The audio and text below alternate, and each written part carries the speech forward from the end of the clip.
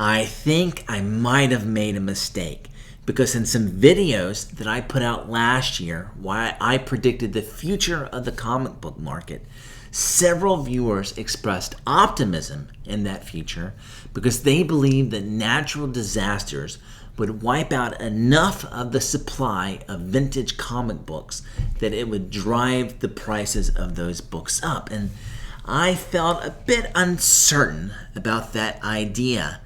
But I am telling you, every time there's a new disaster like we see with these fires in Los Angeles, I start to think, hey, maybe these guys were on to something. And those fires consumed the homes of some very wealthy people. And were any of those people comic collectors? Were all of a sudden their Amazing Fantasy 15 or X-Men 1 were all of a sudden gone? I think there's a good chance that happened. And the great thing about investing in vintage comic books is that their supply can never go up. It will always go down.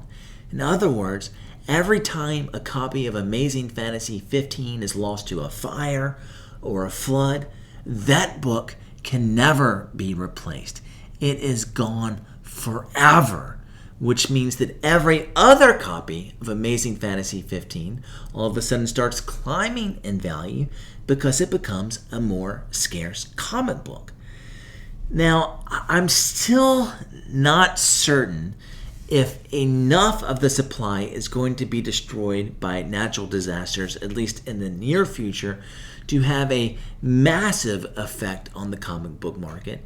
But it is interesting to consider, and I'm curious, what do you think? Do you think natural disasters are going to play a large role in the comic book market moving forward?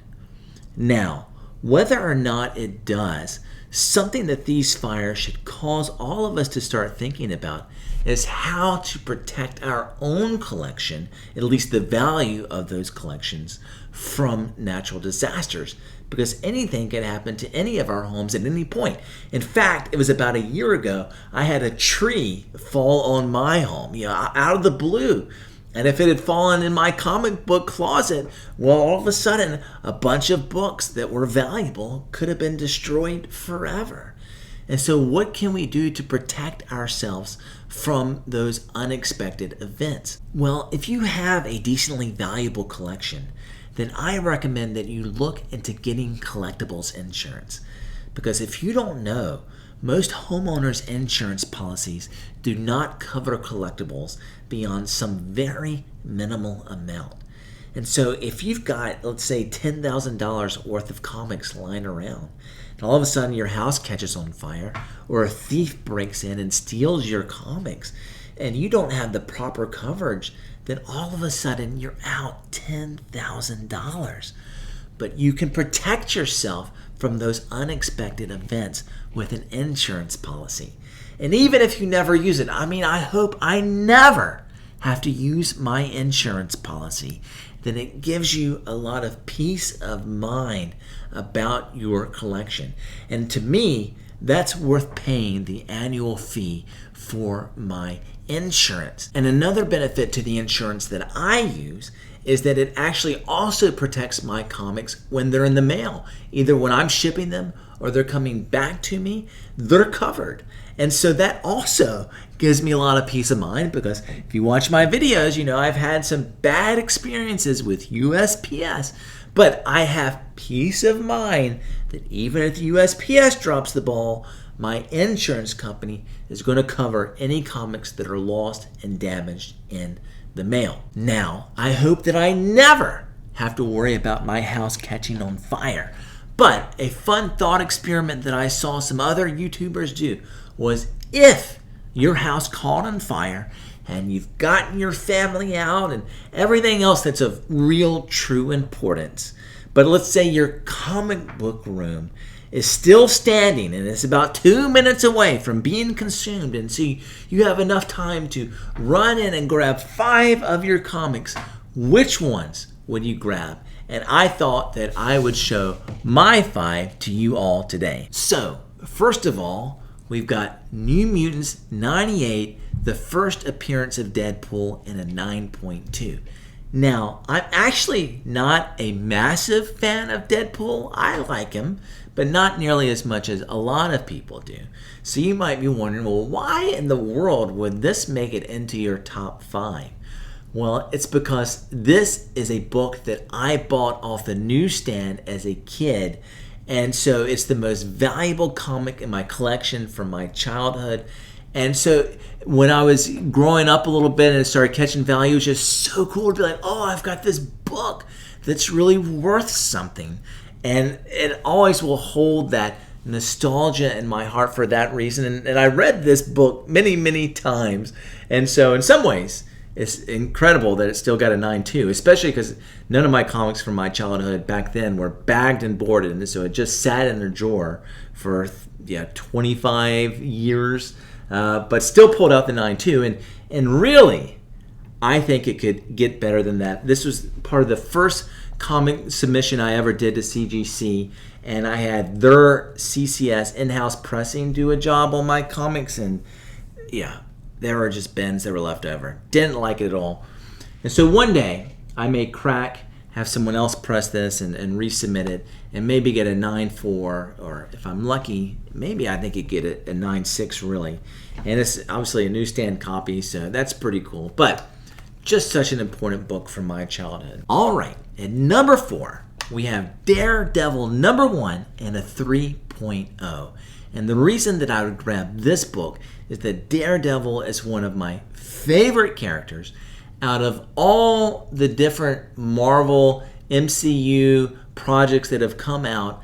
Daredevil on Netflix by far has been my favorite, and so I'm really looking forward to the Born Again series coming out in a couple of weeks. I hope that Disney can do just as good of a job with the character as Netflix did.